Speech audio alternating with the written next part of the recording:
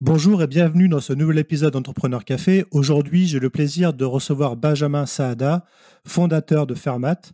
Bonjour Benjamin et merci de prendre ce moment pour échanger avec nous. Bonjour. Alors Benjamin, la première question pour entrer en vif du sujet, est-ce que tu pourrais nous faire le pitch de Fermat? Oui, bien sûr. Écoute, Fermat, c'est une startup deep tech française que j'ai fondée en octobre 2020, il y a à peu près 2 ans. Notre objectif, c'est de trouver une solution vertueuse pour les matériaux en fibre de carbone, de leur trouver un avenir durable parce que ce matériau est absolument nécessaire à la décarbonisation. Et notre solution, c'est un processus de recyclage vertueux. Vertueux parce qu'il ne génère quasiment pas de pollution et qui nous permet de recréer un nouveau matériau qu'on va pouvoir utiliser dans plein de domaines de la vie de tous les jours, comme l'électronique, la mobilité, le sport et loisirs. Est-ce que tu peux nous en dire un peu plus justement sur la fibre de carbone pour les gens qui ne savent pas forcément à quoi ça sert et ce que c'est? Ouais, la fibre de carbone, en fait, c'est un matériau assez récent, c'est un matériau du futur, c'est un matériau hyper résistant qui va permettre de fabriquer des éoliennes, par exemple, plus grandes, qui du coup vont produire plus d'énergie. Ça sert à faire des avions plus légers, qui du coup vont moins polluer. C'est vraiment, et ça sert aussi à stocker l'hydrogène, par exemple, pour pouvoir faire des voitures qui roulent à l'hydrogène. Donc c'est un matériau absolument génial, quasiment indestructible. Ça fait aussi les fusées qui vont dans l'espace. Mais ce matériau aujourd'hui, il n'est pas recyclé.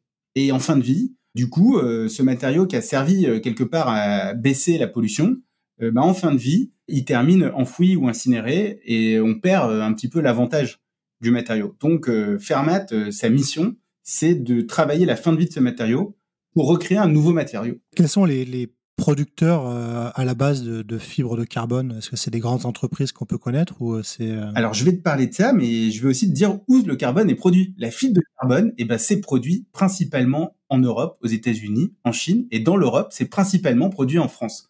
Un petit peu aussi en Allemagne, un petit peu aussi en Espagne. Mais en fait, la France, depuis toujours, c'est un grand pays de fabrication de fibres de carbone. Ça vient parce que de fibre de carbone, t'as le mot fibre, et en fait, ça rejoint un petit peu les matériaux textiles. Et ça vient du coup de l'industrie textile historique qui était dans le bassin lyonnais, où il y a encore beaucoup d'acteurs de la fibre de carbone et du composite. Et la France, c'est en fait un des leaders européens. D'ailleurs, c'est un pays où des sociétés japonaises comme Toray, voilà, un grand fabricant de fibre de carbone, des sociétés américaines comme Excel, qui est aussi un grand fabricant de fibre de carbone, sont venus investir des millions, centaines de millions d'euros même, dans des lignes de production de fibre de carbone. D'accord, ça c'est intéressant parce que je pense qu'il n'y a pas beaucoup de monde qui écoute, qui sont au courant de ce point-là. On parle souvent de la France comme un pays un peu désindustrialisé, donc c'est intéressant de voir qu'il y a certains secteurs où on est encore bien présent. Du coup, on reviendra plus en détail sur Fermat, où vous en êtes et vos projets, mais là tout de suite, ce qui m'intéresse, c'est de parler un peu de toi, Ben. Qui tu es, d'où viens-tu et comment t'es venu l'idée de créer Fermat il y a un peu plus de 2 ans maintenant? Écoute, moi je suis un ingénieur français. Je suis français, mais je suis né à Marseille. Voilà, j'ai passé mes 19 premières années à Marseille jusqu'à mes classes prépa. Et après, j'ai intégré l'école des mines à Paris. Et en sortant de l'école des mines, j'ai créé une première entreprise avec 2 personnes extraordinaires, Jean-Charles et Vincent, qui s'appelle Explicit et qui a inventé les sièges d'avion les plus légers au monde. Et figure-toi que pour faire des sièges d'avion ultra légers, il faut utiliser de la fibre de carbone. Et c'est comme ça que j'ai commencé à développer une expertise dans ces matériaux composites, cette fibre de carbone. Et nos sièges d'avion, c'est absolument génial. Comme ils sont plus légers, du coup, les avions, ils polluent moins. Comment t'es venu l'idée de créer des sièges d'avion hyper légers à la sortie de l'école? En fait, je sais pas si c'est peut-être mon côté un petit peu rebelle, mais j'étais vraiment triste de voir que il était possible que les avions polluaient un petit peu pour rien. Tu vois ce que je veux dire? C'est-à-dire qu'un avion, il y a une question de fond de savoir est-ce que ça doit voler ou pas. Moi, je pense que oui, parce que se déplacer, connaître des cultures différentes, c'est un truc absolument essentiel au bon fonctionnement du monde. Et donc, avoir comme moyen de transport, avec d'autres moyens de transport, la possibilité de se déplacer dans les airs à une très grande vitesse, ça me semble être un truc hyper important. Mais dans ces avions, quand ils décollent avec des sièges d'avion en aluminium d'ancienne génération, ils vont décoller, ils vont transporter automatiquement 3 à 4 tonnes de métal qui ne sert à rien. Parce que ce qui compte un avion, c'est qu'il transporte les passagers. Donc, quand on peut faire plus léger dans un avion, on doit faire plus léger. Enfin, il y a transporter, puis il y a la partie confort aussi qui est importante, non? Comme je suppose, pour les sièges. Ouais, mais en fait, le confort d'un siège, c'est pas le poids de sa structure en aluminium, tu vois. Nos sièges, ils sont plus légers parce qu'ils sont faits en fibre de carbone, et donc ça allège le poids d'un avion. C'est pas parce qu'on a retiré la mousse. Donc tu vois, ça c'est un peu des prérequis. C'est un petit peu, pour revenir au sujet sur la fibre de carbone, tu vois, la fibre de carbone c'est un matériau qui permet d'améliorer, tu vois, la légèreté, mais sans perdre en qualité. En fait, c'est un matériau même de plus grande qualité. Et donc, effectivement, en améliorant les matériaux, tu améliores tout. Et les matériaux, la science des matériaux, c'est un point essentiel pour la transition écologique. Il n'y aura pas de transition écologique sans nouveaux matériaux, sans nouvelles matières, c'est évident. Il y aura toujours de la matière, même si on fait la transition écologique, ça c'est sûr. Et du coup, comment t'en es venu à te dire, bah, je vais appliquer la fibre de carbone sur des sièges pour réduire le volume? Est-ce que c'est via tes études que tu avais pu étudier un peu la fibre de carbone et tu t'es rendu compte que c'était un matériau, je sais plus comment. La fibre de carbone, c'est un des meilleurs matériaux au monde. Simplement, voilà, c'est un matériau qui est quand même produit dans des conditions industrielles, donc il est possible d'en acheter. Tu vois, c'est pas le cas de d'autres produits. C'est pas un matériau issu de minerais extractibles. Donc c'est intéressant aussi parce qu'il y a quand même moins de conséquences que quand tu fais tourner une mine ou des choses comme ça. Bon, il y a quand même des matières à l'origine, donc c'est pas du tout neutre. Mais en tout cas, voilà. Donc en gros, quand tu veux faire un produit de pointe, quand tu veux améliorer la situation, faut pas chercher midi à 14 heures. Hein. Si tu veux changer des matériaux, en général, ça va partir sur des composites. C'est ce qui se fait de mieux aujourd'hui, quoi. Et dans les composites, la fibre de carbone a un vrai intérêt. Donc c'est comme ça que je me suis retrouvé à travailler. Donc simplement, j'ai voulu prendre ce qu'il y avait de meilleur pour faire un siège. Et je me suis dit, si on fait un siège avec ce qu'il y a de meilleur, déjà on aura le meilleur siège. Et ensuite, la question est de savoir est-ce qu'il va plaire aux gens, est-ce qu'il va être dans les bons ordres de prix pour la fabrication. Et comme tout ça s'est avéré positif, eh bien, on a pu créer Explicit, voilà, qui équipe des centaines d'avions aujourd'hui et qui est un des leaders dans l'aviation régionale, quoi. Donc Ouais, c'est ce que j'ai te demander. Du coup, les sièges explicites maintenant, ils sont dans plein d'avions. Ouais, dans plein d'avions. Alors le marché principal, c'est le marché de l'aviation régionale, donc c'est les avions ATR, Bombardier, Comac, voilà. Après il y a aussi des Dassault, il y a des Boeing, il y a des Airbus, et c'est surtout dans le monde entier, voilà. Notre client préféré, d'une certaine manière, enfin je te dis tout ça, tu sais, moi j'y suis plus, hein. Mais il y a la Polynésie, donc Air Tahiti. C'est un client qui prend toujours les dernières générations, qui choisit vraiment les sièges les plus intéressants. Et puis il y a au Canada, il y a en Amérique, enfin il y a un peu partout, quoi. Voilà, en Chine beaucoup aussi. Et justement, donc, comment s'est fait la transition d'être chez Explicit pendant une petite dizaine d'années? Comment s'est fait la transition d'avoir fondé cette entreprise, de l'avoir fait grandir et de passer jusqu'à Fermat? Eh ben, écoute, c'était pour moi le moment de confier les rênes. Voilà, une entreprise, on a beau y être attaché autant que possible, il faut ressentir la situation et savoir quand c'est le moment de passer le relais. Ce qui est fantastique dans l'histoire d'Explicit, c'est que les gens qui ont pris le relais font un travail extraordinaire et ce sont que des gens qui étaient là quasiment depuis le début. Donc le CEO est arrivé 3e ou 4e employé de la société. Le CTO, pareil, quoi, dans les 10 premiers, il a commencé en stage. Tu te rends compte? Et aujourd'hui, il est CTO de la boîte. Ouais, sympa. Et ouais, et tous les gens sont restés, tout ça. Enfin, c'est une très très belle aventure, tout aussi humaine qu'industrielle. C'est les métiers de la deep tech, les métiers de l'industrie, c'est des métiers quand même où il y a une culture de l'homme qui est au centre du travail parce que c'est des métiers de manufacture à un moment. Et même chez nous, chez Fermat, c'est très très robotisé. Il y a beaucoup d'intelligence artificielle, mais l'intelligence artificielle et les robots viennent faire ce que l'homme ne peut pas faire en tant qu'être humain. Et il y a encore des hommes, beaucoup, tu vois, partout et qui travaillent ensemble, etc.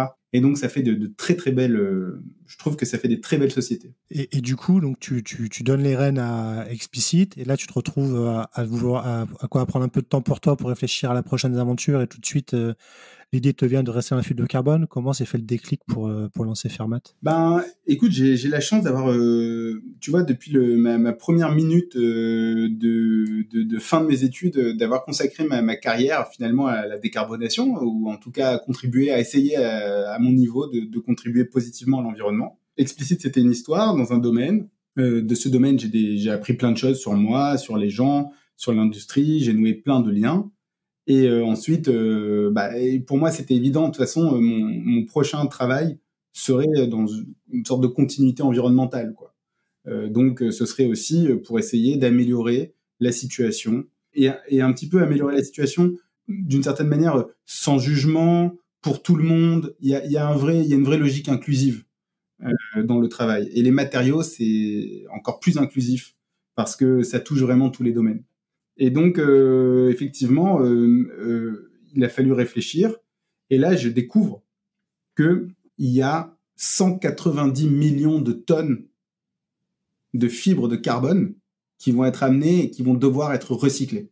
Et qu'actuellement, ces déchets, ils terminent soit enfouis, soit ils sont incinérés. Quelle est la raison pour ça? Est-ce que c'est parce que c'était plus économique, entre guillemets, hein, pour les industriels qui utilisaient ces matériaux de les détruire plutôt que les recycler? Enfin, est-ce qu'il y avait une raison particulière derrière? Tous les industriels que je rencontre souhaitent avoir une fin de vie honorable pour leurs matériaux. Je ne connais aucun industriel qui est heureux d'enfouir ou d'incinérer. Donc non, c'est parce qu'il n'y a pas de solution.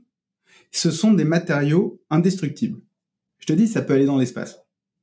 Ça sert à faire des fusées spatiales. Donc, les solutions traditionnelles de recyclage, les technologies traditionnelles, c'est la chaleur ou c'est les produits chimiques pour dissoudre. Quand tu as un matériau indestructible, tu comprends bien que tu ne vas pas réussir à le dissoudre. Il a été inventé pour résister à ça, et tu vas pas réussir à le brûler. Il a été inventé pour pas brûler. Donc, tu peux rien en faire. Et donc, ça finit enfoui, parce qu'il n'y a pas d'autre solution. Comment tu as trouvé l'idée justement pour développer cette technologie? Est-ce que c'est toi qui l'as trouvée ou est-ce que tu l'as trouvé chez quelqu'un d'autre et tu t'es associé avec cette personne? Non, la solution a été développée par Fermat. Et le principe, c'est d'utiliser quelque part les bonnes vieilles méthodes, donc un recyclage mécanisé, où on ne vient pas ni faire fondre, ni brûler, ni dissoudre la matière, pour pas avoir de coût environnemental. Mais ce recyclage mécanisé, on le fait avec des robots dotés d'intelligence.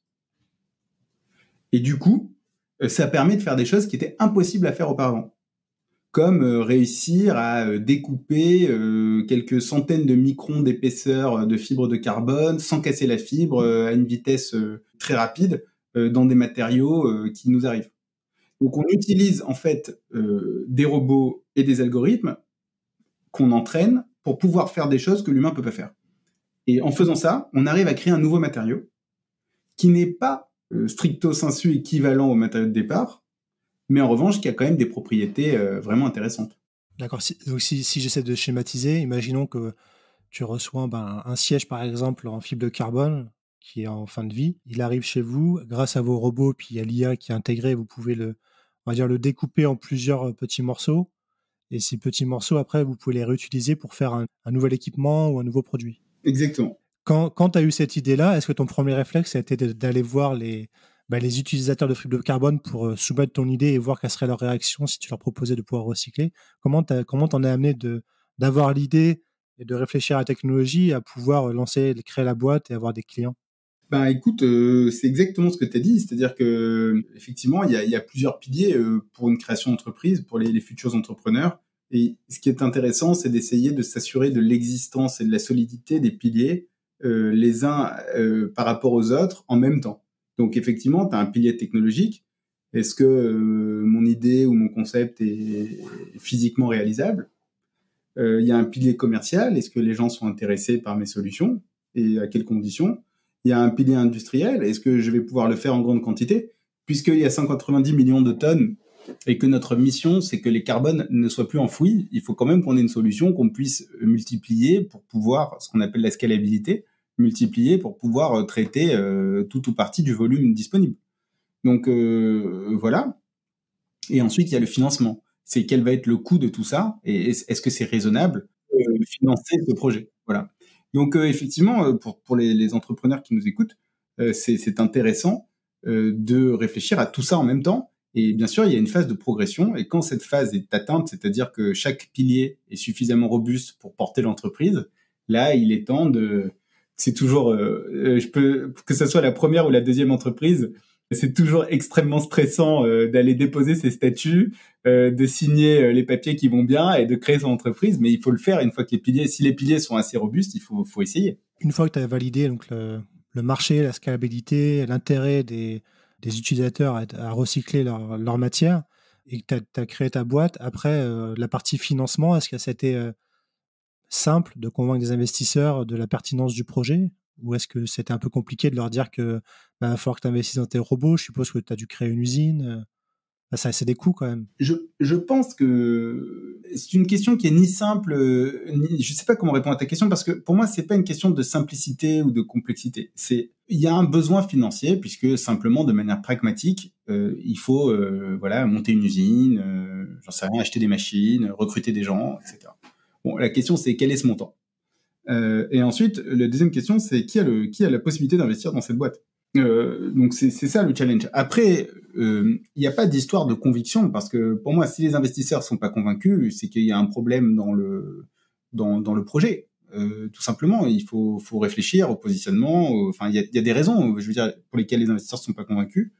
Il y a des raisons pour lesquelles ils le sont. Et la question à se poser, c'est simplement, est-ce que le projet est attractif? Tout simplement, une entreprise doit générer de la valeur pour ses actionnaires. Je t'apprends rien. Donc, il faut que le projet soit attractif pour les gens qui vont devenir actionnaires. Une fois qu'on a bien défini sa feuille de route quelque part, on peut trouver des investisseurs dans toutes les situations, quoi. Et du coup, une fois que tu as trouvé ces investisseurs, que tu les as convaincus, qu'ils ont été convaincus les partenaires du projet, etc., il y a la partie, donc tu disais, créer une usine. On sait qu'en France, c'est un vaste sujet. Ça rentre un peu l'idée de réindustrialisation, etc. Comment toi, tu t'y es pris? Est-ce que pour créer ou reprendre une usine, est-ce que c'était un parcours simple? Alors, nous, on n'a pas construit notre usine. On l'a récupéré. On a récupéré un site industriel qui avait cessé son activité à l'occasion du Covid. Je pense que ça a eu de nombreux avantages. D'abord, j'ai des copains entrepreneurs qui ont décidé de créer une usine 18 mois après, et ils sont toujours en train de la créer. Donc ça prend beaucoup de temps. On sous-estime souvent le temps nécessaire à construire un bâtiment. Ensuite, il y a une question d'empreinte carbone sur l'utilisation des sols, d'impact environnemental. C'est que si on construit une usine, il vaut mieux essayer quand même d'éviter de construire une usine dans un endroit, dans un terrain qui n'était pas bétonné, etc. Parce que sinon tu refous du béton partout et c'est quand même pas terrible. Et ensuite, effectivement, il y a une vélocité. Alors, nous, on a eu la chance de trouver un site, c'est pas évident. Et ensuite, ça permet aussi, on a pu réemployer des gens qui étaient sur le site, qui étaient partis. Et ça permet aussi d'avoir une certaine culture qui se perpétue et qui est très intéressante. Et du coup, ce site, vous l'avez trouvé où? En région nantaise, à Bougnay. Donc, c'est à 15 minutes en voiture du centre de Nantes, quoi, à peu près. Et c'est une zone hyper sympa, où on est très très heureux de travailler. Tu vois, et on est tellement heureux que moi-même j'ai pris la décision d'emménager pour quelques mois sur le site pour venir aider au travail sur l'usine. Et du coup, les robots que vous utilisez, tu disais là pour recycler, est-ce que c'est des robots qui existaient déjà sur le marché, ou est-ce que c'est vous qui avez dû les co-développer avec un fabricant de robots? Alors en fait, t'as plusieurs métiers, t'as plusieurs divisions dans l'industrie de la robotique, etc. Donc t'as une division effectivement machine, qui développe des machines. T'as une division un petit peu qu'on appellerait automatique, qui développe des automates. Et t'as une division robotique. Moi, ce que j'appelle robotique, c'est tout ce qui travaille sur la base d'algorithmes et d'asservissement. Donc c'est une notion d'autonomie. Donc nous, ce qui fait la technologie de Fermat, c'est pas la machine industrielle. On travaille avec des machines standards qu'on achète chez n'importe quel fabricant de robots. En revanche, on développe un algorithme et une façon de travailler où là, c'est la technologie de Fermat. Donc nous, on n'est pas développeurs notre avantage, il vient pas des machines qu'on utilise, il vient de comment on les utilise, comment on les développe et comment on les personnalise en termes d'algorithmes. Et donc ça a pris du temps, ou c'est c'est un temps qui ne s'arrête pas, parce que c'est constamment en phase d'apprentissage. Et du coup, une fois que vous en êtes maintenant à ce jour, est-ce que vous avez déjà des clients qui vous envoient des produits à recycler, et après, une fois que ces produits sont recyclés, est-ce que vous les renvoyez vers ces mêmes clients, ou est-ce que c'est à d'autres clients qui sont destinés? On a déjà aujourd'hui, on a sous contrat à environ plus de 30%, on a 35%, ça va vite en ce moment, ouais, 35% des déchets de fibres de carbone industriels en Europe. Donc c'est un rythme assez rapide pour trouver des industriels qui nous confient leurs déchets. Donc tu vois, ça répond aussi un petit peu à ta question de tout à l'heure. Voilà, donc des clients, on en a trouvé un certain nombre. Et ensuite, pas du tout. Nous, on renvoie pas nos matériaux aux clients qui nous donnent leurs déchets parce que on récupère en fait des matériaux qui sont pour des applications de pointe. Je t'ai parlé, hein, aviation, stockage d'hydrogène, pales d'éoliennes, enfin, tu vois, des choses vraiment complexes. Et donc, nous, on va les utiliser dans des nouvelles industries qui n'ont pas accès à la technologie de la fibre de carbone. Parce que nos matériaux sont beaucoup moins chers que les matériaux de départ. Et donc, du coup, ils deviennent des candidats potentiels pour des nouvelles industries. Et c'est desquelles ces nouvelles industries? Tu parlais tout à l'heure de l'hydrogène, c'est tous ces secteurs-là? Non. L'hydrogène, c'est pareil. C'est des secteurs qui sont sujets à nous donner des matériaux parce que ils consomment beaucoup de carbone et potentiellement ils vont générer des déchets ou ils vont générer des produits en fin de vie. Et les matériaux, les domaines sur lesquels on revend nos matières, c'est le sport et loisirs, la mobilité, voilà, tout ce qui est voiture, électrique, ce genre de choses, les produits électroniques, tout ce qui va être bien de consommation électronique, et enfin d'autres domaines qui sont en développement, voilà, très sympa. Il y a du mobilier, voilà, il y a plein de choses après autour de ça, mais les trois domaines essentiels, c'est sport et loisirs, produits électroniques et bien sûr mobilité. Quand tu dis sport et loisirs, ça se retrouve dans quel type d'équipement dans le sport et loisirs? Eh bien, écoute, tu auras la possibilité d'essayer nos matériaux dès l'année prochaine, je pense, dans tout un tas d'articles de sport, hein, tout simplement, ou de pièces de sport. Voilà. Mais on laisse nos clients décider quand ils souhaitent. Quand ils communiqueront, d'accord. Ouais. Et du coup, c'est quoi les projets à court et moyen terme pour vous? Est-ce que c'est continuer à se développer, j'imagine, mais est-ce que c'est pourquoi pas ouvrir une seconde usine dans un futur proche ou Bien sûr, nous, notre prochaine, déjà, on continue d'avancer en Europe. Donc, l'Europe, c'est la France, site principal. Et on regarde de manière très attentive l'Espagne et l'Allemagne. Et ensuite, on souhaite se développer outre-Atlantique, aux États-Unis, voilà, de manière à pouvoir couvrir 60-70% des besoins de recyclage en fibre de carbone dans le monde. Parce que là, à ce jour, vous n'avez pas de concurrents connus sur d'autres zones géographiques? Ouais, il y a plein de sociétés qui ont plein de technologies pour recycler la fibre de carbone.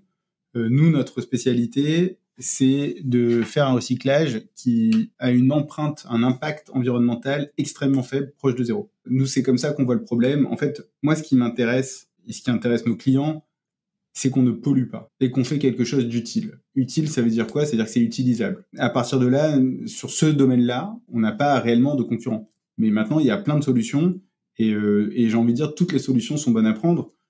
Tant que ça marche à la fin et qu'on arrête d'enfouir en France, dans notre beau pays, le carbone, moi je suis content. Et est-ce que vous avez été suivi par l'État ou les régions pour vous accompagner sur ce projet? Est-ce qu'il y a une volonté du domaine public à vous accompagner ou vous aider à grandir Aujourd'hui, Fermat fonctionne pas sur des dispositifs publics ou des aides publiques ou des choses comme ça, quoi. C'est pas cœur business pour nous. Maintenant, bien sûr, on est une boîte française, on a une usine en Pays de la Loire, dans Nantes Métropole, et voilà, on travaille avec les institutions publiques. En France, bien sûr, on travaille avec la BPI, tout ça, mais c'est pas clé dans notre modèle d'affaires. Et donc voilà, donc on travaille en bonne intelligence avec tous les organismes. Pour vous, là, maintenant, l'objectif, c'est de grandir assez rapidement et d'attaquer les marchés à l'export et vraiment de devenir, si je synthétise, un acteur de référence dans le recyclage de la fibre de carbone dans les prochaines années. Exactement, c'est l'étape de scale.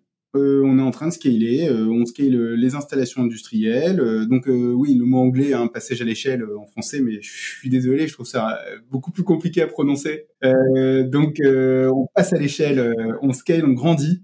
Voilà, on grandit notre capacité de production, on grandit notre technologie parce qu'il y a toujours à progresser, on grandit nos équipes, on grandit nos forces de vente, on grandit le nombre de domaines, le nombre de clients. Effectivement, c'est une phase incroyable. Justement, j'avais une question par rapport à ça, parce que souvent, les entrepreneurs comme toi qui passent dans le podcast, ou on entend aussi un peu partout autour de nous, qu'il y a une grosse difficulté à recruter des profils notamment pour la partie industrielle. Est-ce que toi, tu ressens ces difficultés de recrutement ? Écoute, il faut prendre en compte évidemment que les gens sont pas à notre disposition. Donc bien sûr qu'on a besoin de recruter. Là, on est passé de 20 à 80 et quasiment on a une centaine de personnes à recruter, dont des opérateurs pour le site de production et aussi beaucoup d'ingénieurs, de roboticiens, etc. Donc bien sûr, c'est une tâche. C'est une tâche primordiale des entreprises de savoir recruter, quoi. Pour moi, c'est un travail, quoi. Comme, tu vois ce que je veux dire? C'est une activité. Et je sais pas te dire si c'est plus dur que de déposer des brevets ou créer des algorithmes, mais effectivement, c'est une tâche importante. Ouais, c'est juste qu'on se rend compte parfois que beaucoup de gens disent qu'ils ont des postes vraiment intéressants à pourvoir, mais qu'il y a tellement une tension sur certains secteurs d'activité que c'est compliqué de trouver des candidats, quoi. Donc, C'est sûr, bien sûr, oui, c'est vrai. Enfin, je dis pas, c'est pas une activité facile, hein. Il faut s'accrocher, il faut être téméraire, voilà. Après, il faut aussi, voilà, proposer des choses. Enfin, il y a tout un système. En tout cas, chez nous, le recrutement, c'est vrai que ça occupe une part importante du temps de tous les collaborateurs.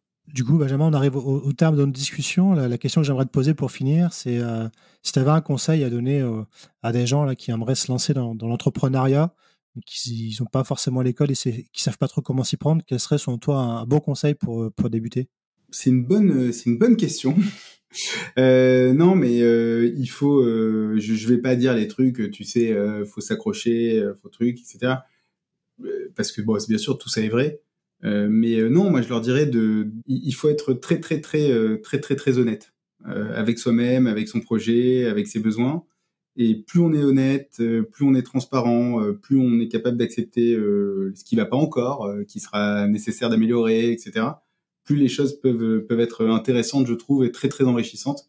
En tout cas, s'il y a des gens qui ont l'envie de le faire et qui hésitent, c'est toujours intéressant d'essayer, quoi. C'est une très belle aventure. Et il y a plein de projets qui ratent, plein de projets qui réussissent. Dans tous les cas, il y a très peu de projets qui n'ont pas été une aubaine pour les entrepreneurs. Je trouve que c'est un très beau message et puis je souhaite beaucoup de succès à Ferma. Je trouve que c'est un super projet. L'économie circulaire, on entend beaucoup parler et je trouve ça top qu'en France, on ait des gens comme toi qui s'y collent, entre guillemets, et qui fassent avancer les choses. Donc, je vous souhaite plein de beaux succès. Eh ben, merci beaucoup. Merci pour ton podcast.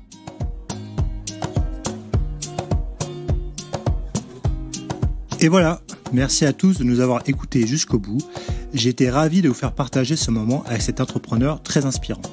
N'hésitez pas à nous soutenir et laisser vos commentaires sur nos réseaux sociaux LinkedIn, Twitter et Instagram, ou bien encore nous laisser 5 étoiles et un avis sur Apple Podcast. Nous vous donnons rendez-vous jeudi prochain pour le prochain épisode de nos podcasts. À jeudi!